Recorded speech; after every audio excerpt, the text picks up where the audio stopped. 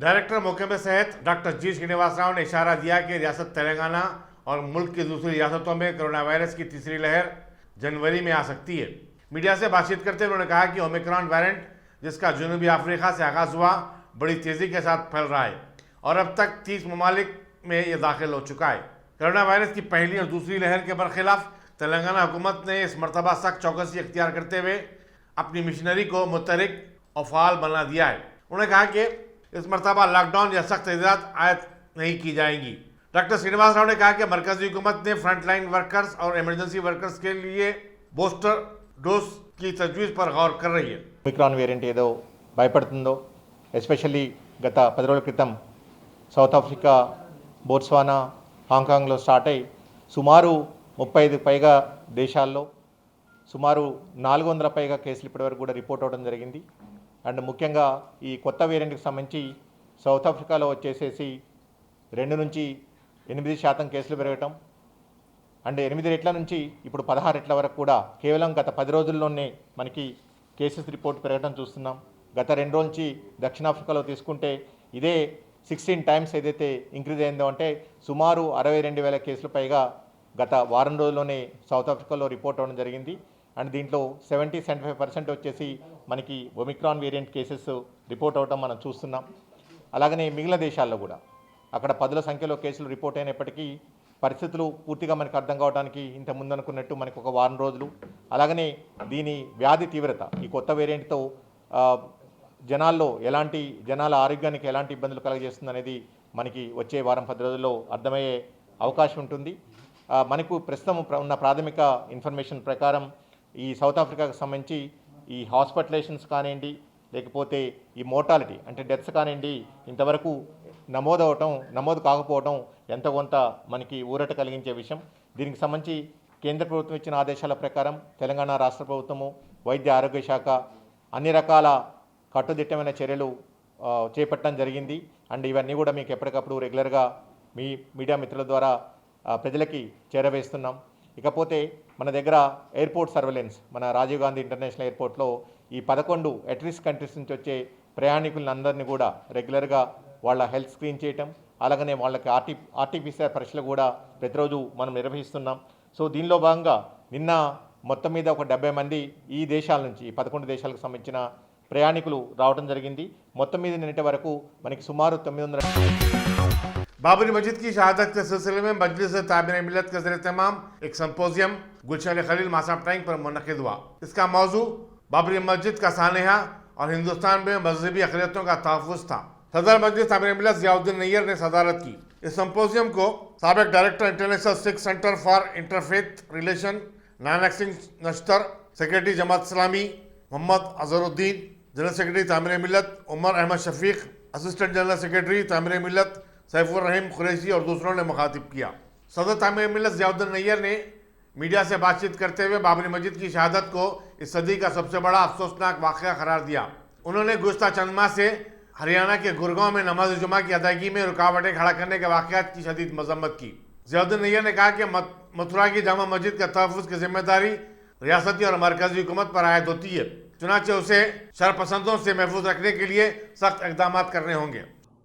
मुअज़्ज़िज़ सामीन इकराम, आज 5 दिसंबर को स्टडी सर्कल कुलीन मजलिस तामीर मिल्लत के ज़ेर एहतमाम जो वीकली प्रोग्राम होते हैं उसी सिलसिले में आज चूँकि हम उस तारीख़ को नहीं भुला सकते जो 6 दिसंबर 1992 ईस्वी को हुई है। हमारे क़ायद जो कुलीन मजलिस तामीर मिल्लत के बानी भी थे और उनका इंतकाल 5 दिसंबर 1992 ईस्वी को हुआ और दूसरे दिन 6 दिसंबर को बाबरी मस्जिद की शहादत हुई। जो मुसलमानान हिंद अपने जहन से जिसको भूल नहीं सकते कि ऐसा सानहा हुआ कि ख़तई इसकी तवक्को नहीं की जा सकती थी। लेकिन हमारे तंजीम के मरहूम सदर रहीम कुरैशी साहब ने बड़ी दिलचस्पी की और इस सिलसिले में अंग्रेज़ी में और उर्दू में भी किताबें उन्होंने लिखी और इस मुकदमे के सिलसिले में वो बारहा रिप्रेजेंटेशन के लिए मुस्लिम फैसला बोर्ड की जानिब से रिप्रेजेंटेशन के लिए कोर्ट में हाजिर होते रहे। आंध्र प्रदेश के साबिक चीफ मिनिस्टर और तमिलनाडु के साबिक गवर्नर के रोशिया की आखिरी सुमात इतवार को तमाम सरकारी एजाज़त के साथ देवरी अमजाल मेडसल ज़िले में वाक़ उनके फार्म हाउस में अदा की गई। उनके अरकान ख़ानदान, करीबी रिश्तेदारों और तमाम सियासी जमातों के कायदीन इस मौके पर मौजूद थे। वाज़ेह के केरोशिया 2009 से 2011 तक रियासत के चीफ मिनिस्टर रहे। डॉक्टर चन्ना रेड्डी और वाई एस शेखर रेड्डी की काबीना में वो वज़ीर फाइनेंस भी थे। बाबरी मस्जिद की शहादत की 29वीं बरसी के मौके पर दरगाह हज़रत उज्जाल शाह सईदाबाद में मुस्लिम ख़वातीन ने एक दुआया इज्तिमा मुनक़िद किया और बाबरी मस्जिद की शहादत के वाक़े को याद किया। उन्होंने कहा कि अदालत ने बाबरी मस्जिद के लिए जो भी फैसला दिया वो अपनी जगह है, लेकिन हम मस्जिद की जगह को मस्जिद ही तस्लीम करते हैं। एक खातून जहदकार ने मुसलमानों से अपील की कि वो बाबरी मस्जिद की बाजियाबी के लिए अपनी दुआएं जारी रखें और इंशाअल्लाह अल्लाह हमारी मदद करेगा। 1992 हिंदुस्तान की तारीख का सियाह तरीन दिन है।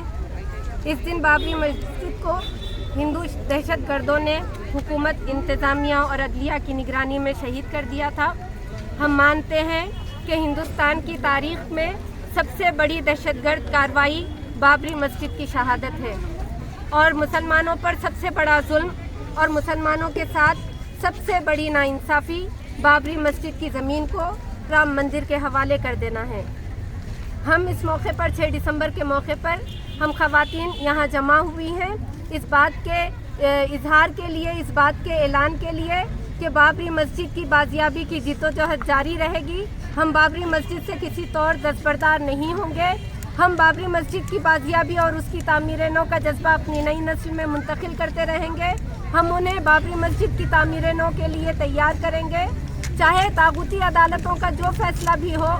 लेकिन हमारा मौक़िफ़ यही है कि हम बाबरी मस्जिद की 1 इंच ज़मीन से भी दस्तबरदार होने के लिए तैयार नहीं हैं, इसलिए कि शरीयत का कानून है कि एक दफ़ा जिस जगह मस्जिद बन जाती है वो फ़र्श से लेकर अर्श तक मस्जिद करार पाती है, चाहे उसके दरो दीवार सलामत हो या ना हो। शरीयत के इस कानून की रूह से बाबरी मस्जिद मस्जिद थी, मस्जिद है और ता क़यामत मस्जिद रहेगी। हम उससे किसी तौर दस्तबरदार होने के लिए तैयार नहीं हैं। मैं नौजवानों से खुसूसन ये अपील करती हूँ कि आप बाबरी मस्जिद की बाजियाबी की जिद्दोजहद को अपना हदफ बना लीजिए, अपना मकसद बना लीजिए, अपनी गफलत, कोताही और बुज़दिली से बाज आ जाइए। बाबरी मस्जिद की बाजियाबी के लिए कमर कस लीजिए। और मैं आम मुसलमानों से भी ये अपील करती हूँ कि कल 6 दिसंबर को यौम सियाह के तौर पर मनाएं। अपने कारोबार, अपने इदारे और अपनी दुकानें बंद रखिए। अपने घरों, चौराहों और महल्लों में सियाह झंडियाँ लहराइए, सियाह झंडियाँ लगाइए और अपने बाजुओं पर सियाह पट्टियाँ बांधिए और इस बात का ऐलान कीजिए कि बाबरी मस्जिद की जिद्दोजहद हम जारी रखेंगे उस वक्त तक जब तक कि बाबरी मस्जिद दोबारा उसके असल मुकाम पर तामीर नहीं हो जाती। पुलिस बहादुरपुरा ने गौकशी के खिलाफ एहतजाज करते हुए रमनसपुरा मसलक की तरफ बढ़ने की कोशिश करने वाले गौ रक्षक तंजीमों के कारकुनों को हिरासत में ले लिया। इस तरह पुराने शहर में अमन ज़ब्त की बरकरारी में खलल डालने की शरंगेजी की कार्रवाई को नाकाम बना दिया गया। गिरफ्तार शुदा अफराद में Prashant, M Shekhar, Y Narasimha, B Rajeshwar, B Sailu, C Ganesh और बी रामकृष्णा के अलावा ड्राइवर साईराज भी शामिल है। उन्हें बादशाह बहादुरपुरा पुलिस स्टेशन को मुंतकिल कर दिया गया। मूसा बोली चौराहे के पास एक शख्स जो हालत नशे में गाड़ी चला रहा था हादसे का शिकार हो गया। उसे जख्मी हालत में दवाखाना उस्मानिया को मुंतकिल किया गया। पुलिस हुसैन आलम एक मुकदमा दर्ज करते हुए मसरूफ़ तहकीक़ात है। बहुजन समाज पार्टी की रियासती सेक्रेटरी वेंकटेश चौहान का तहनीती जलसा उस्मानिया यूनिवर्सिटी कॉलेज ऑफ आर्ट्स में मुनक्किद हुआ। कबायलियों की रियासती तंजीम के सदर शरद नायक ने सदारत की। वेंकटेश चौहान ने बताया कि वो पिछड़े तबकात के लिए जद्दोजहद करते रहेंगे और पार्टी को रियासत भर में मजबूत बनाने की कोशिश करेंगे। ఏదైతే నిన్న బహుజన్ సమాజ్ పార్టీ రాష్ట్ర కార్యాలయంలో ఒక గిరిజన బిడ్డగా నేను బాల్యం నుంచే ఎంతో కష్టపడి హైదరాబాద్ సెంట్రల్ యూనివర్సిటీ పిహెచ్డి చదివేంత వరకు ఎన్నో అష్ట కష్టాలు పడి వచ్చిన నాకు నా పైన ఎంతో నమ్మకంతో ఒక బాధ్యతను ఒప్పచెప్పడం జరిగింది. బహుజన్ సమాజ్ పార్టీ రాష్ట్ర కార్యదర్శిగా నా పైన ఒక బృహత్తరమైనటువంటి బాధ్యతనిచ్చినటువంటి బెహన్జీ కుమారి మాయావతి గారికి, తెలంగాణ రాష్ట్ర ఇన్ఛార్జ్ రామ్జీ గౌతమ్ గారికి, నాకు ఎంతో ఇన్స్పిరేషన్ అయి నేను పార్టీలో చేరడానికి ముఖ్య కారణమైన డాక్టర్ ఆర్ఎస్ ప్రవీణ్ కుమార్ గారికి, అదేవిధంగా రాష్ట్ర అధ్యక్షులు మందా ప్రభాకర్ అన్న గారికి, అలాగే రాష్ట్ర కమిటీ అందరికీ నేను ప్రత్యేకంగా హృదయపూర్వకంగా మొత్తం తెలంగాణ గిరిజన సమాజం తరఫున, అలాగే ఇక్కడ ఉన్నటువంటి దేవరకొండ నియోజకవర్గం నుంచి నాకు ఈ అవకాశం ఇచ్చి వాళ్ళ రాష్ట్ర స్థాయిలో నాకు బాధ్యత ఇచ్చినటువంటి రాష్ట్ర కమిటీకి ప్రత్యేక ధన్యవాదాలు తెలియజేస్తా ఉన్నా. ఏదైతే మహనీయులు పూలే అంబేద్కర్, మాన్యవార్ కాంచీరామ్ గారి ఆశయ సాధన కోసం, సంశ్రీ శివలాల్ మహారాజ్ యొక్క ఆశయ సాధన కోసం నిత్యం నేను అలుపెరగకుండా మరింత బాధ్యతతో రాష్ట్ర కమిటీలో పనిచేస్తూ ఈ రాష్ట్రంలో ఉన్నటువంటి ఏదైతే గిరిజన నియోజకవర్గాలు 12 ఉన్నాయో ఆ 12 నియోజకవర్గాల్లో బహుజన జెండా ఎగిరి, అదేవిధంగా రాష్ట్రంలో ప్రగతి భవన్కు ఏనుగునెక్కి పోతామన్న డాక్టర్ ఆర్ఎస్ ప్రవీణ్ కుమార్ గారు ఏదైతే నల్లగొండ సభలో చెప్పారో ఆ మాట కట్టుబడి రాష్ట్రంలో బహుజన రాజ్యాధికారం దిశగా బహుజన్ సమాజ్ పార్టీ ప్రయాణిస్తుందని, ఆ పయనంలో నేను సైతంగా నా బాధ్యతను మరింత బాధ్యతగా నిర్వహిస్తానని ఈ సందర్భంగా తెలియజేస్తూ, మహనీయుల ఆశయ సాధన కోసం ఏదైతే గతంలో తెలంగాణ పోరాటంలో హెచ్సియూర్ దళిత దళిత పోరాటంలో, అదేవిధంగా గిరిజన శక్తి పోరాటంలో ఈ అణగారిన వర్గాలకు న్యాయం జరగాలని ఏదైతే కొట్టాడినానో ఆ కొట్టాట మరింత పదునుగా చేస్తానని, నిక్కార్సిగా బహుజన సమాజం కోసం నిత్యం జైళ్లకు, లాఠీలకు, తూటాలకు భయపడకుండా మరింత పోరాటం చేస్తామని ఈ సందర్భంగా తెలియజేస్తూ, నాకేదైతే ఉస్మానియా యూనివర్సిటీలో బహుజన విద్యార్థులు, ఎస్ఎస్యు విద్యార్థులు, గిరిజన శక్తి విద్యార్థులు, రీసెర్చ్ స్కాలర్సు ఏదైతే ఇర్రెస్పెక్టివ్ క్యాస్ట్ అని కాకుండా అందరూ నన్ను సన్మానించడం జరిగింది. వారందరికీ నేను ప్రత్యేక ధన్యవాదాలు తెలియజేసుకుంటూ జై భీములు తెలియజేస్తున్నా. జోహార్ డాక్టర్ బిఆర్ అంబేద్కర్.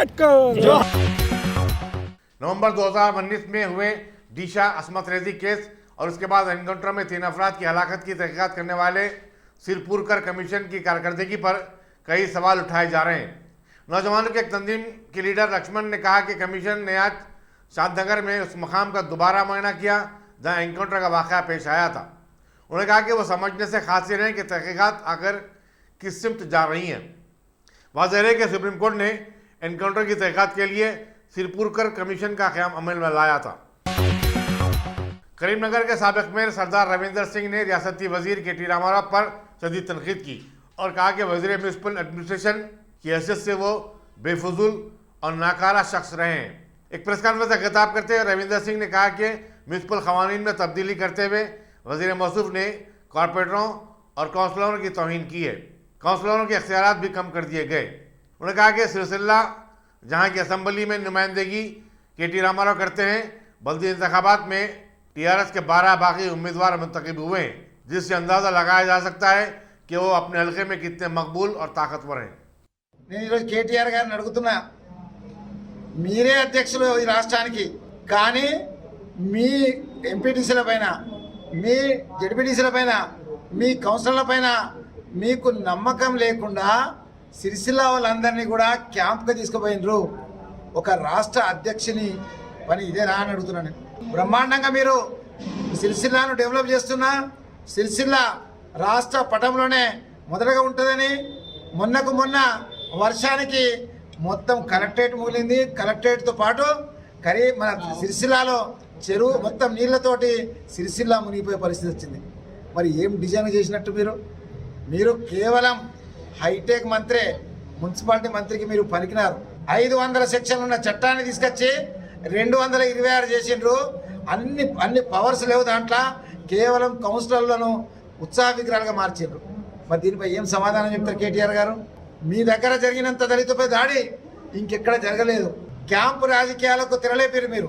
అంటే మంత్రివర్గంలో ఉన్న దాదాపు సీనియర్లందరూ కూడా ఈ కరీంనగర్ నియోజకవర్గానికి సంబంధించిన వాళ్ళు. మరి ఇంతమంది మంత్రులు ఉండి ఎందుకు మీ టీఆర్ఎస్ పార్టీతో గుర్తుతో గెలిచిన వాళ్ళపై నమ్మకం లేదు? ఎన్నడన్నా రాష్ట్రంలో ఉన్న మున్సిపల్ కౌన్సిలర్లు, కార్పొరేటర్లతోటి శిక్షణా తరగతులు పెట్టిందా అని అడుగుతున్నాను. ఈరోజు విహారయాత్ర ఎందుకు? ఓట్లే కావాలి, ఓట్ల కోసమే విహారయాత్ర, ఓట్ల తప్ప వేరే ధ్యాసనే లేదు. मुल्क में गुज़श्ता 24 घंटे के दौरान कोरोना वायरस की वजह से 2796 अमवात हुई हैं। इस तरह इस मुल्क में अब तक इस मर्ज से मरने वालों की तादाद 4,73,000 326 हो गई है। मरकजी वजारत सेहत ने अपने प्रेस नोट में बताया कि एक ही दिन में ये दूसरी मरतबा है कि इतनी बड़ी अमवात हुई हैं। जारिया साल 21 जुलाई को ऐसी ही अमवात हुई थी। हुकूमत ने बताया कि 24 घंटों में 8,895 कोरोना वायरस के ताज़ा केसेस रिपोर्ट हुए।